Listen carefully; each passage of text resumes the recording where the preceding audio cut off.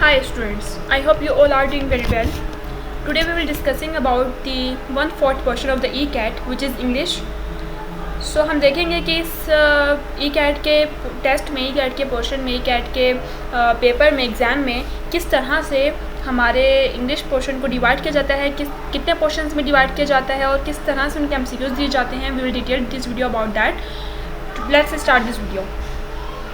I am dash forward to our picnic schedule in next month. First इसका जो portion होता है वो होता है सेंटेंस कंप्लीशन. जिस तरह से ये फर्स्ट MCQs दिया गया है, इसमें एक ब्लैंक दी गई होती है जिसके लिए हमें ऑप्शंस गिवन किए गए होते हैं, 4 या फिर 3, मोस्टली 4 गिवन किए गए होते हैं और हमें उसमें से करेक्ट ऑप्शन को चूज़ करते हुए उस सेंटेंस को कंप्लीट करना होता है.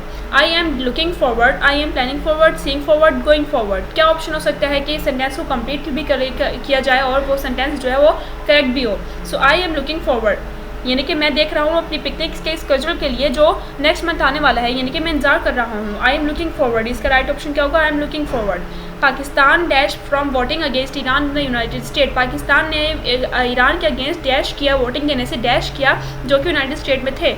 क्या किया? प्रिवेंटेड किया, डिटेन किया, रिफ्यूज किया या एब्सटेन किया. प्रिवेंटेड का मतलब होता है बिल्कुल ही परहेज़ करना, बिल्कुल ही पीछे हट जाना. डिटेन का मतलब होता है नहीं देना, इनकार कर देना. रिफ्यूज का मतलब भी क्या होता है? इनकार कर देना. एब्सटेन का मतलब क्या होता है? To not to have something, यानी कि कुछ ना करना, बस न्यूट्रल लेना. Pakistan abstain from voting against Iran. Abstain is the right option. MCQs number 3, question number 3, please dash the door after you. When you will enter in this MCQs, the condition is that if you want to enter in the room, then please dash the door, and if you want to go outside the room, so you can please dash the door. So क्या हो सकते हैं इसमें से कि जब आप room में आना चाहो या दरवाजे से अंदर की तरफ आना चाहो तो आप डैश करो, दरवाजे की तरफ से बाहर जाना चाहो तो आप क्या कर दो? दरवाजे को डैश कर दो. Close, shut, leave, knock.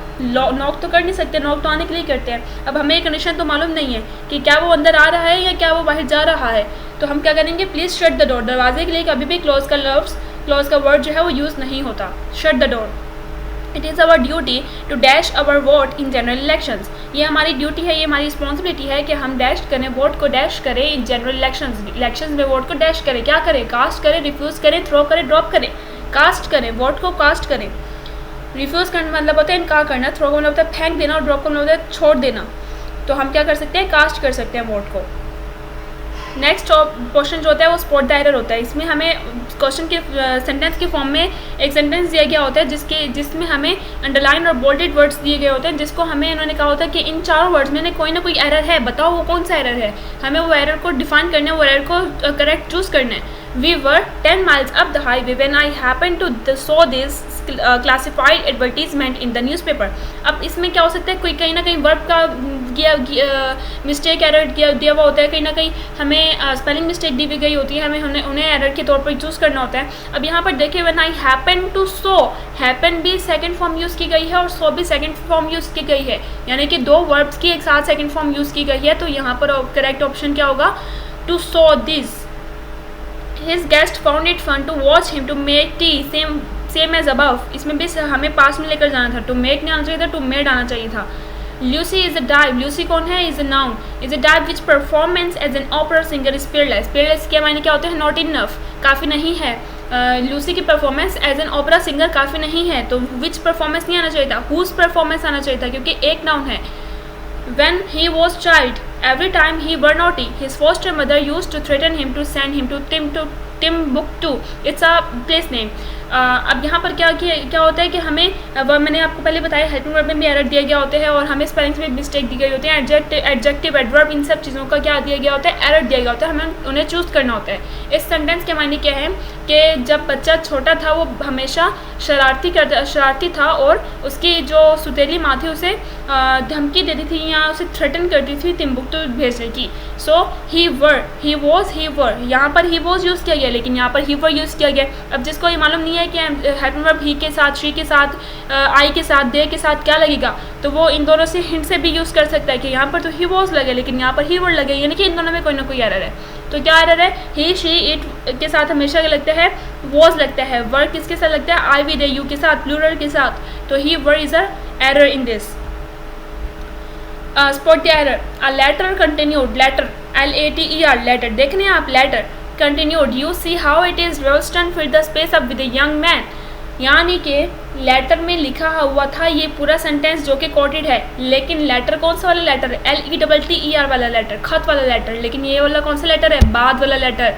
So correct option क्या है? Letter. The king feels disturb, the king feels disturb and on hearing this words he could not control his tears. जब किंग ने ये लफ्ज़ सुने तो वो अपने आप पर काबू ना पा सका और उसके आंसू क्या हो गए? निकलना शुरू हो गए।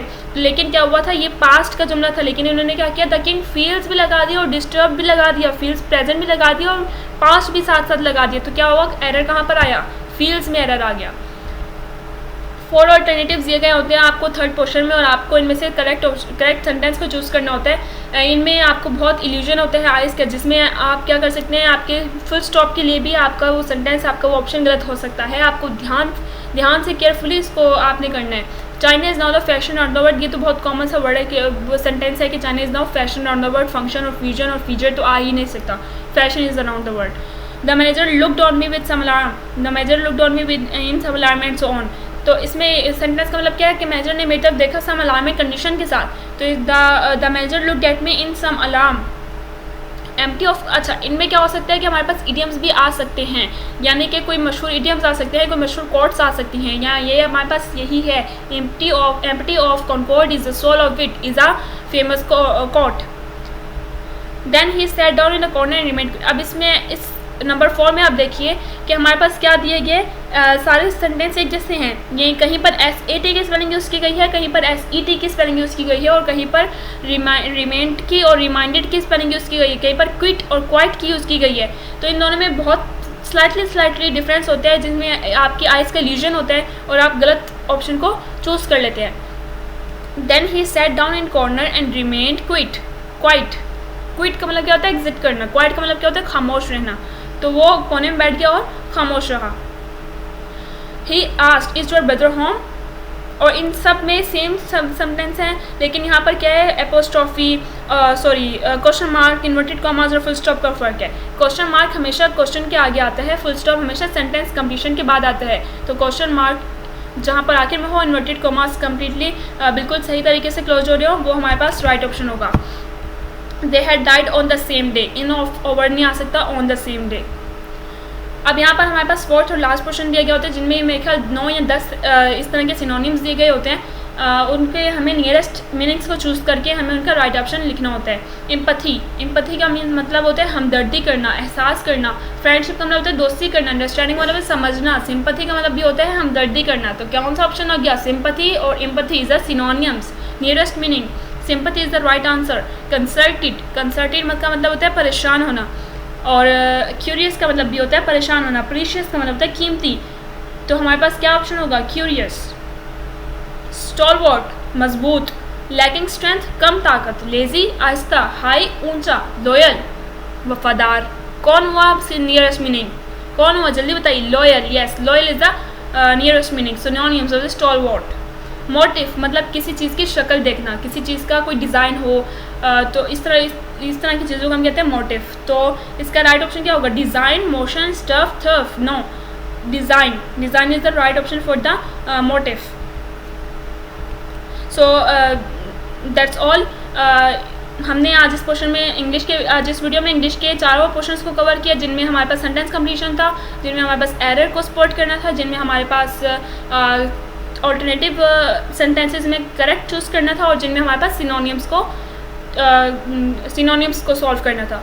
सो केयरफुली पेपर कीजिएगा, प्रेशराइज होने की ज़रूरत नहीं है। मोस्टली स्टूडेंट्स प्रेशराइज होने की वजह से सही ऑप्शंस को भी जो उनको आते हैं वो भी गलत कर देते हैं, और उनके नंबर जो हैं वो ज़ाहिर सी बात है रिजेक्ट हो जाते हैं, और इसी वजह से बहुत सारी मसाइल खड़े हो जाते हैं। सो आपको क्या करना है? प्रेशराइज नहीं होना और बिल्कुल केयरफुली करना है। Okay, thank you so much. अल्लाह हाफिज़।